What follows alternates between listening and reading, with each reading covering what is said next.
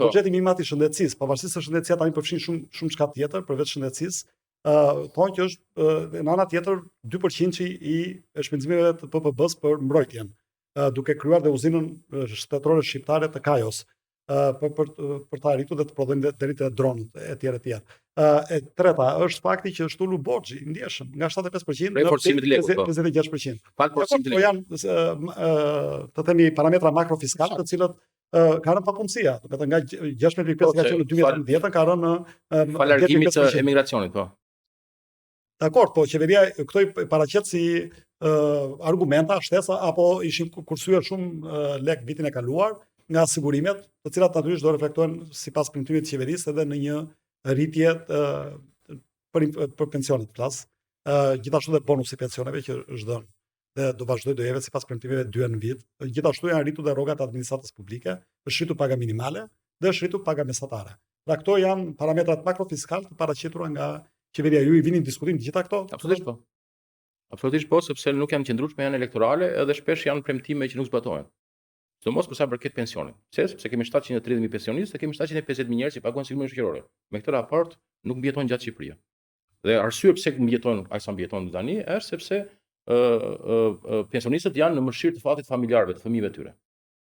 Por edhe ata janë të ekspozuar drejt për drejt, sepse duke me politikat fiskale të kësaj qeverie, forcimi në këtë përmasa i lekut, kosto më të madhe e ka mund tek njerëzit më të varfër, të cilët janë në mbijetesë për shkak të edhe mbahen me remitancat e familjarëve. Dhe këtu po flasim për llogaritë diku tek 220.000. Dhe sipas bankës qendrore dhe kosto thelbësore drejt për drejt është pikërisht edhe kursimet e diasporës. Pra edhe sikur të marrin të rritjet e pensioneve, nuk e kompensohen dot demin e tyre që fuqia blerëse brenda 3 vitesh ka rënë 30%. Shkozemi në fund të emisionit, por më ngacmon pak kjo, si shpjegohet pastaj që këta 730.000 pensionistë votojnë në masë Partinë Socialiste apo pjesë e diasporës? Shiko, kjo është bisedë tjetër.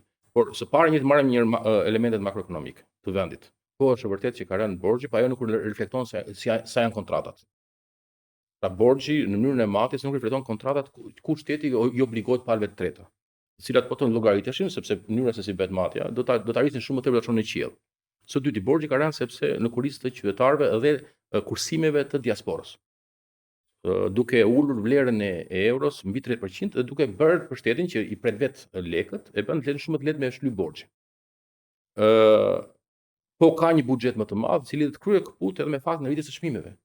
Çmimet mesatarisht në Shqipërisë janë 100.4 të mesatarisht sipas Eurostatit, 100.4 të mesatarisht të Bashkimit Evropian. Bashkëqasetarët tona janë në nivel nominal 30%, në nivel të fuqisë blerëse 40% të Bashkimit Evropian.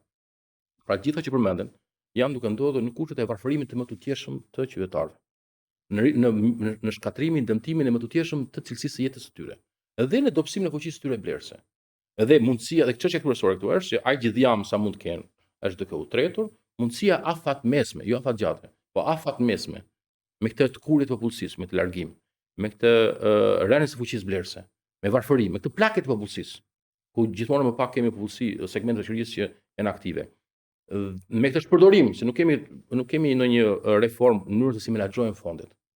Ne shikojmë që ndërtojnë rrugë me çmime 4-5 herë më të larta se për shembull, po shikojmë një rrugë në Shqipëri, jo jashtë, në Shqipëri e ndërtuar nga Banka Botërore kushton 4 herë më pak.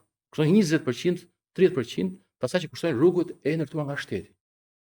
Pra, ne nuk kemi asnjë përpjekje që edhe këto shpenzime që bëhen të kursehen ose të administrohen më mirë.